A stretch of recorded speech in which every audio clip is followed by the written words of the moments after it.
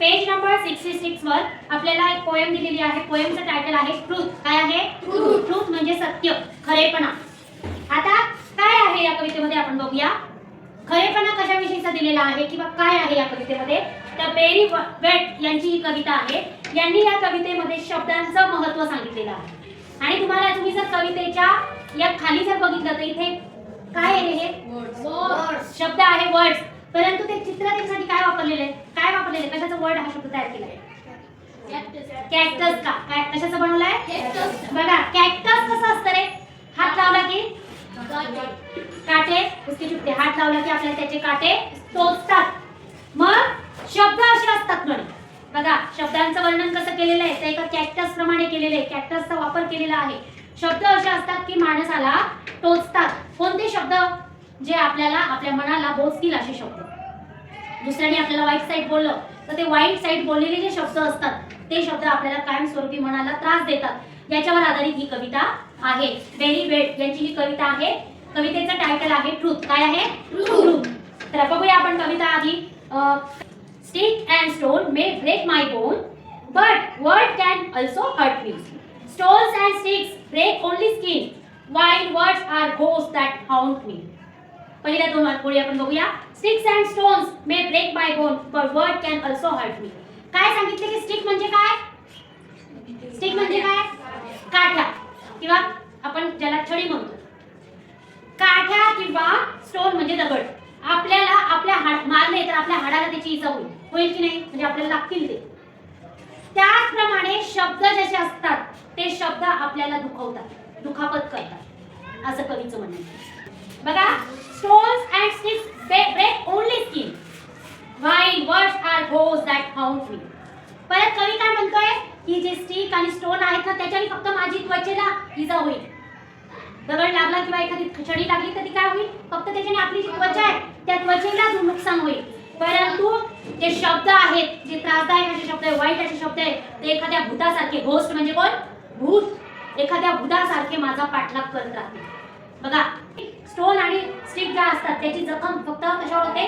आपल्या त्वचेवर होते, स्किनवर होते. परंतु शब्द जे असतात त्या शब्दांची दुखापत आपल्याला एखाद्या भूतासारखी, घोस्ट म्हणजे कोण? भूतासारखा आपला पाठलाग करत असतो. आता second stanza. Slant and cut the all word swords to burst and the stick inside me. काय सांगितलंय? त्या स्लांट म्हणजे तिरक्या किंवा छेदक अशा कर्व रेषा ज्या असतात त्या काय होतं? एखाद्या तलवारीप्रमाणे त्या आपल्याला काय करतात? छेदत असतात. तलवार कशी असते त्या पद्धतीने त्या आपल्याला छेदू शकतात. परंतु त्या आपल्या रुतून बसू शकतात. आपल्या त्वचेमध्ये किंवा आपल्या मध्ये रुतून बसू शकतात. बॅट्स आणि bricks make at throw bones.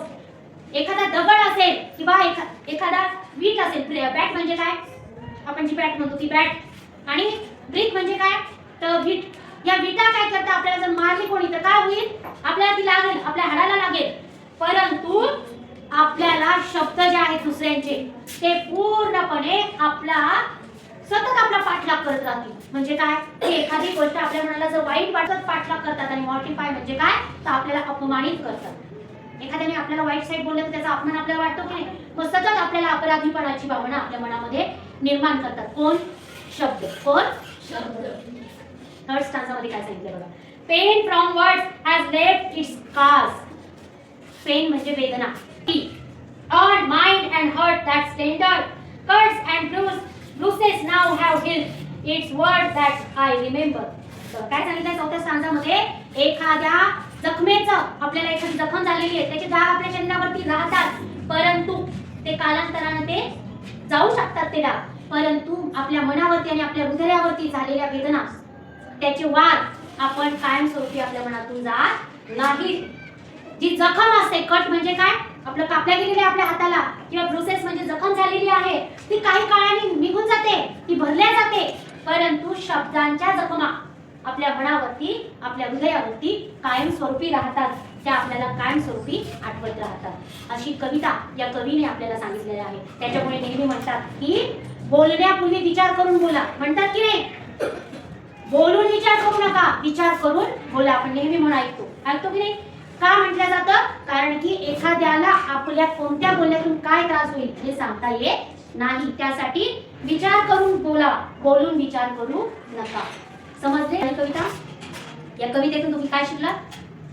काय वाटतं तुम्हाला?